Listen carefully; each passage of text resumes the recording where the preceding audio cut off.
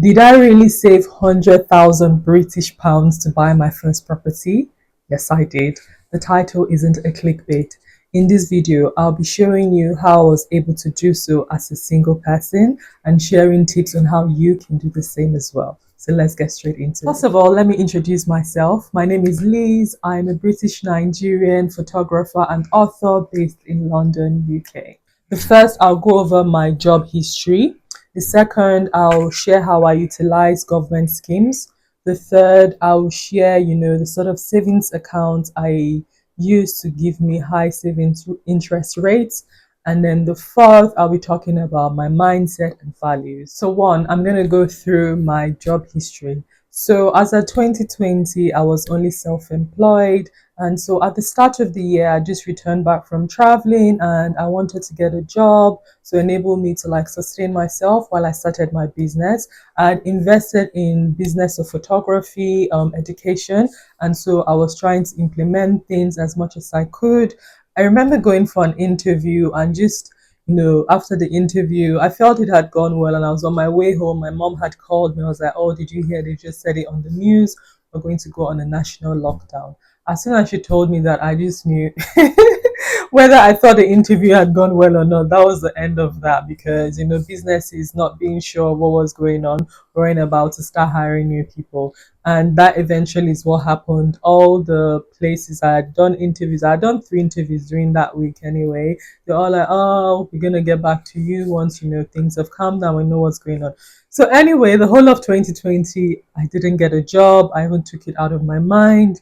It was a traumatic period with everything going on in the world, the virus, and I don't need to tell you, you lived through it. So yeah, so anyway, so I just was running my business, implementing what I was learning, connecting with people in Facebook groups.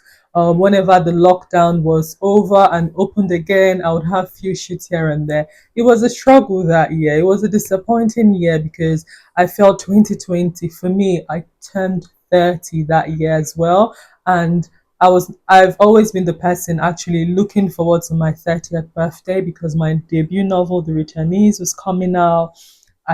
Was now taking my creative business seriously, and this is the year I'm gonna smash it, I'm gonna make it. I'm finally found the path because years before I'd just been experimenting and figuring myself out after university, and I felt like everything had acclimatized to this year and I was gonna make it, but yeah, it didn't go down that way. But anyway, with all the struggles, all the ups, downs, and lows, I managed to save £12,000 from my business. That was the first chunk of money I saved, and I was like, wow, I've saved this amount of money. I can't wait to see what happens next year. And then 2021 came. I finally got a new job. I got a full time job once the pandemic ended. I've always been in the creative field. So I was like an editorial manager in a tech company. And that full time job now started helping me to save even much more aggressively because it meant that the salary from my full time job, I was using it for my living expenses. I was still living at home, and so my living expenses weren't that much because I was paying some bills, but I wasn't paying a mortgage or rent. And so I was basically saving everything from my side hustle, my photography business, right? I was still pushing with it. Even though I had a full-time job, the photography business was a full-time job as well, literally morning to it was crazy. I was working 16 hours days, basically wake up, shower, eat, get ready for 9 a.m. because I was mostly working from home for that company as well. Start, clock in 9 a.m., finish at 5:30. I'll either take a break and go to the gym or take a break, make dinner, have dinner. Once dinner is done, the clock turns to my business. Then I work on my business again to 11 or midnight.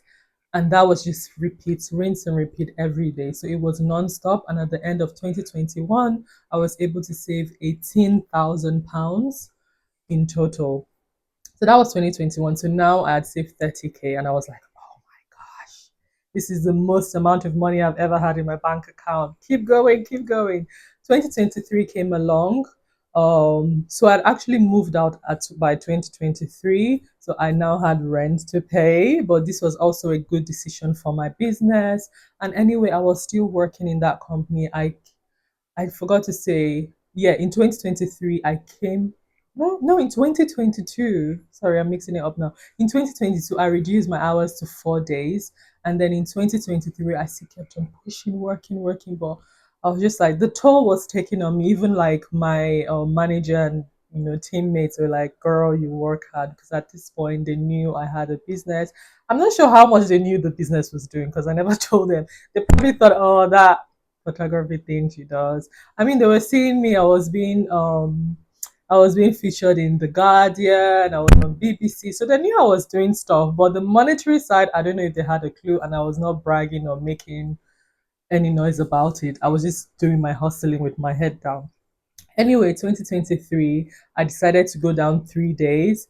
And a week after my 3 days was granted, I was made redundant. So myself and a whole bunch of people in the company, there was restructuring or whatever they were doing, were let go. And to be honest, at that point, I was in the situation where I was having the conversation with myself. Do I go down 3 days or do I just cut the ties and go my own way? And I stuck to the safety thing and said, no, stay 3 days. Don't be too ahead of yourself now. Still have that sort of security blanket. When that happened to me, I just felt it was a sign that, Liz, you're good to go.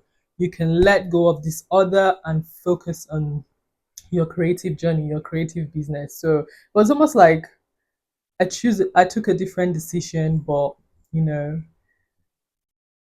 God wanted something else for me. And so that was it. And ever since then, in 2023 till date, I am fully self-employed working on my photography business. And of course, I continue to save aggressively, aggressively, aggressively as much as I could. Yeah, so that's like a quick job history and how I was able to save a good chunk of money. So number two, I utilized government schemes. And so in 2021, I signed up for a lifetime ISA. Now, a lifetime ISA is basically an ISA account, but you can basically save in it and they allow you to withdraw money either for buying your first property or you can then save it lifetime to retirement. If you do want to withdraw money before retirement and not to buy a property, you can, but like there's going to be a high monetary penalty on it in terms of there'll be like heavy charges. So I do advise if you're going to save into a LISA, make sure it's because you're either wanting to buy a property. So anyway, and so why I did that, the LISA basically is a government scheme where for any amount you put into it, you get a 25% bonus. But there's a caveat, they do allow a maximum of £4,000 to be paid into it per tax year, which is like April to April. And so yeah, so that's what I did. So previously I had like a help to buy ISA, but with the help to buy ISA, which is discontinued for a number of years now, I think they allowed a maximum of £200 to be put into it monthly. And since I was saving aggressively, I was like, this makes no sense. I'm saving so much money in a year, having that cap of £200 a month, and then the percentage on that I'm not getting as much bonus as I would for a lifetime ISA. So I moved to a lifetime ISA and basically 2021 to 2024, those tax years, I paid 4,000 into it every year, which meant at the end it was 16,000. And then due to the 25% bonus from the government, so for every 4,000, I get 1,000. And so that became 20,000 at the end of the 4 years. And the amazing thing as well with that account is you also get interest in it. And so at the time of closing that account, when it was time for me to transfer the funds to my solicitor for my deposit, there was, I believe, a £930 interest. Let me just check. Yes. So in total, when it was time for me to close, I had 20,930.25 pence. So I not only got four, 4 years, 4,000. Yeah. I not only got 4,000 for free from the government, I also got £930.35 pence from interest. Three, researching the best savings account rates. So don't be beholden to any bank or be loyal to any bank, because they're definitely not loyal to you. When you're ready to, open a savings account, do your research. I always use, Google it, and then I believe it's usually Money Supermarket that comes up, which is quite a reputable site, and sort of at that point tells me which, savings accounts are out there, what rates, what are like the different requirements and stipulations. So at the point when I opened my first one, Chase was the highest. Chase had like but it was a savings account that had to be tied to a current account. So you initially um apply for a current account, and then once that has been approved and granted, you can then open a savings account which is linked to it. So with that savings account, I can't remember the interest now, but it was the highest at the time. And then also that current account gives me £15 cash back monthly. And I've been, banking with Barclays for over a decade. They've never given me a single penny. I'm from Chase. I'm not only getting, £15 up to £15 every month from just spending groceries, travel, whatever. I'm also getting a high interest rate. So anyway, what I'm trying to say is don't be loyal to your bank. Go out there, see what are the best savings rate, and you can keep changing it every year because they're looking out for themselves. So you have to look out for yourself as well. So anyway, that's what I did. And so as I continued saving and then that amount got close to £75,000, I decided I was going to open a second savings account. And so I did this because in the UK, the Financial Conduit Authority sort of secures up to £85,000 per bank account. And so what that means is if a bank was to go bust, go down or whatever, no matter if you had a million in it, goodbye, they're only going to give you 85,000. And so anyway, me always trying to play on the safe side, I didn't want to hold up to 85,000 in any account. No, no, no, no, no. So when it got to 75, I was like, thank you. And then at that time, I looked again for what savings account had the best rate, opened that one, and then continued saving into that one. So I had sort of two savings accounts. And of course, over the period of time, the way interest rate works, the more money in it, the more interest you get. So my interest kept building over time. And that period of 4 years, I got, let me see, I got about £3,900 in interest. So yeah, so that's how I was able to get over 8,000 free money. The 4,930 came from using the Lize, and then 3,900 came from the interest. Free money just compounding over a period of 4 years. So yeah. And so now I'll talk about the fourth segment that enabled me to be able to save £100,000 for my property. And this is my mindset and values. So now this is definitely one of the most important part, because you can have the job, you can have the money and all of that, but if you don't have, the right man's mindset and the values, the discipline, you probably would not be able to keep that money, save that money, and focus on your goal. And so I definitely have to say God played a big part. I'm a Christian. I believe in the word. I believe in my purpose. And I believe I was directed to this path. I'd always known I wanted to be an entrepreneur. And along the line of being in university, I realized my talents was in the creative arts. And so I'm always praying and, praying for the grace to be more intuitive to what my purpose, what my path is in life. And through what the work I do, empowering women, doing boudoir photography, it's sort of so much in sync with my being. And it's not just work, it almost feels like a mission to help people to see themselves. And so working in that part and working in that direction, my prayer every day was always to God, keep directing me, keep leading me. If this is your will, let it be done. This is a dream I have. I want, a stable life for myself, my own roof over my head, no one, coming for me because of I'm living under their own roof. So this was one of my biggest goals to achieve ever since, I was a teenager. So I just held on to that promise, held on to that dream and that hope that this career path is like, when you're in the arts, when you're, an artist, Yeah, there are other artists around you, but everyone is working on their own different journey. People are being called and led to do things in different ways. And so it's like there's no blueprint, and it can be quite scary, but everything is scary. I've worked for two companies now that where I've been made redundant. So it's just like even if I go and get a 9 to 5 job, I can be made redundant. You know, if I'm a contractor, a project could end and it would take a number of time for another project to come along. So there's no certainty, but I sort of felt really strongly to be led in what I'm doing. And so I just kept believing, and saying, God, you've not brought me this far just to bring me this far, I'm going to go all the way. And so having that strong faith and belief really helped me in this journey because as an entrepreneur, it's not easy. Oh. You will cry. You will see shaggy. People, when you're a service-based business, not everyone is normal, I beg. I have seen in Nigeria we say when I have seen when with my eyes. But just every year, just seeing my growth every year on year growing and building, I just knew okay, it's happening. It may be slower than I hoped, but it's happening. Every year I'm seeing the growth, I'm seeing the increase. I have clients who have paid good money to work with me, thanking me, some sending me gifts. I was just like, nah, this is something led, this is a good value exchange.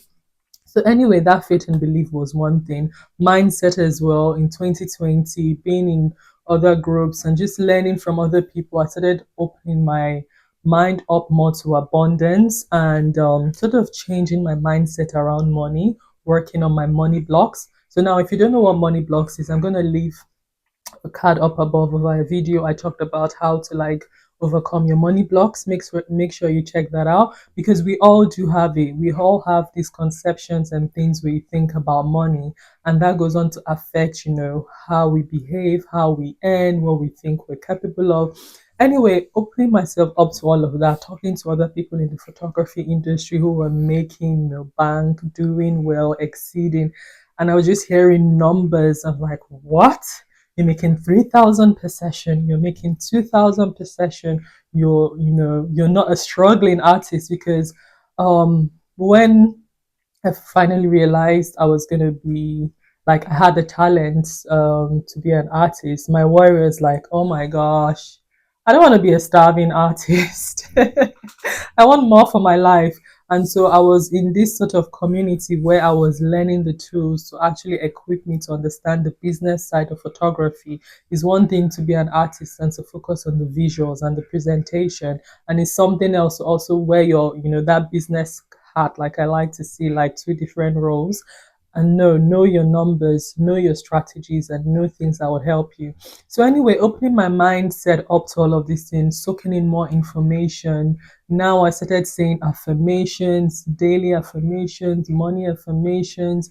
I started writing my dreams and goals as manifestations, writing them in a way that seems like they had happened already.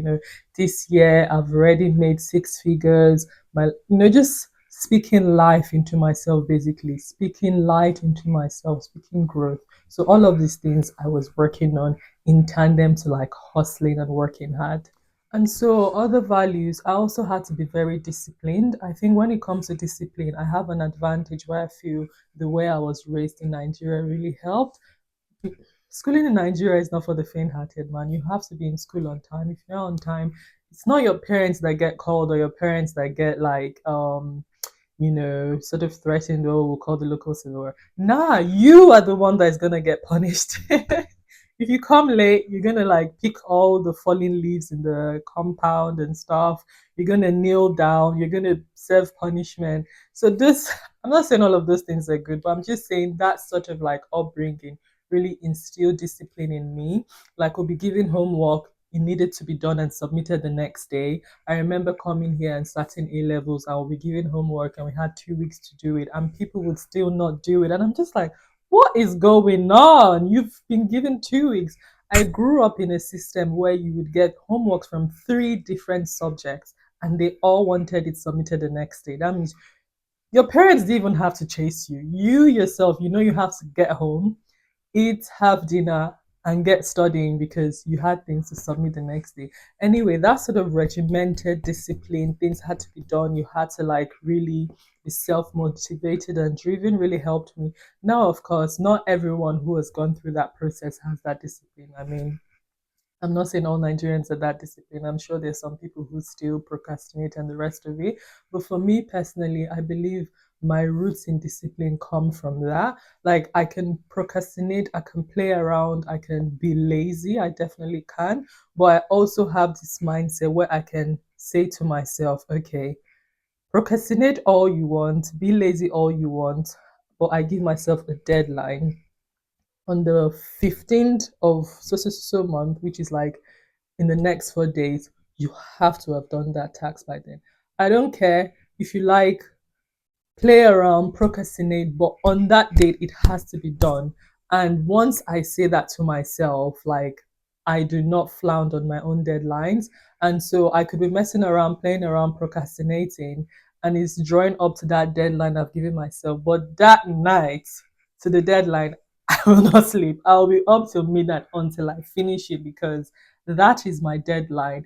Now I'm an adult. There's no teacher. There's no no one pushing me and putting all these rules and regulation. Like you basically just have to be self-accountable. I guess is what I'm trying to say. You have to be self-disciplined, self-driven. You have a goal. You have to make sure you are doing what it takes to meet those goals. So anyway, I was disciplined, making sure that cut down my, in fact, I don't even have a TV, so TV was out of it, but cut down my Netflix watching. If I'm going to watch Netflix, I make sure I've ticked all the tasks on my to-do list. You know, my traveling was cut down.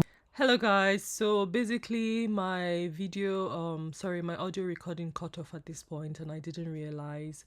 I was basically just explaining how I was sort of disciplined in how I spent my money, making sure I was just living and buying necessities and not overdoing it. So I do love fashion, I love to look good, but I just made sure I wasn't shopping unnecessarily.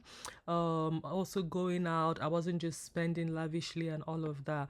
Basically just saying, you know what, you don't have to stop yourself from like having your avocado and toast or whatever, but just be mindful that everything adds up.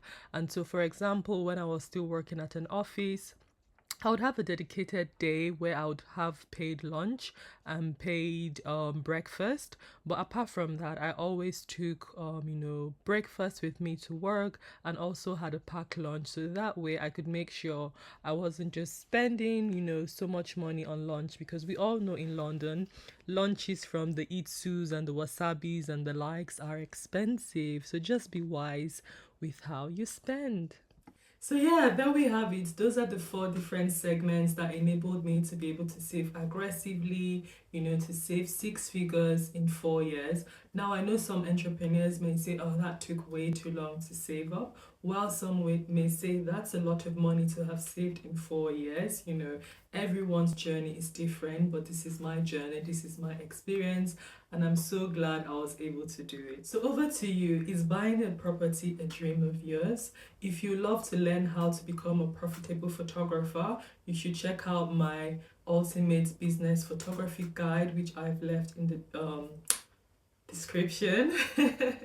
I'm going to give 10% off to the first 10 buyers. So if you definitely want to take your photography career seriously this year, make sure you click the link to purchase yours. I cover everything from perfecting your images to marketing strategy to calculating your pricing, everything that enables you to start to really earn and grow a sustainable career. I'm also offering consultations, so if you'd like to work with me one-on-one, definitely that's available. Check the link down below as well. Pay and book your slot. And yeah, let's make 2025 the year you also start to hit your goals. So there are only 2 episodes left in my property buying series. If you have any questions so far, leave them down in the comments and I'll do a big question and answer video after the last one to answer all the questions you may have. If you found this video useful, then I know you also enjoyed this one where I talk about how to make a career in photography. Until next time, remember, you don't have to be a struggling artist. Bye.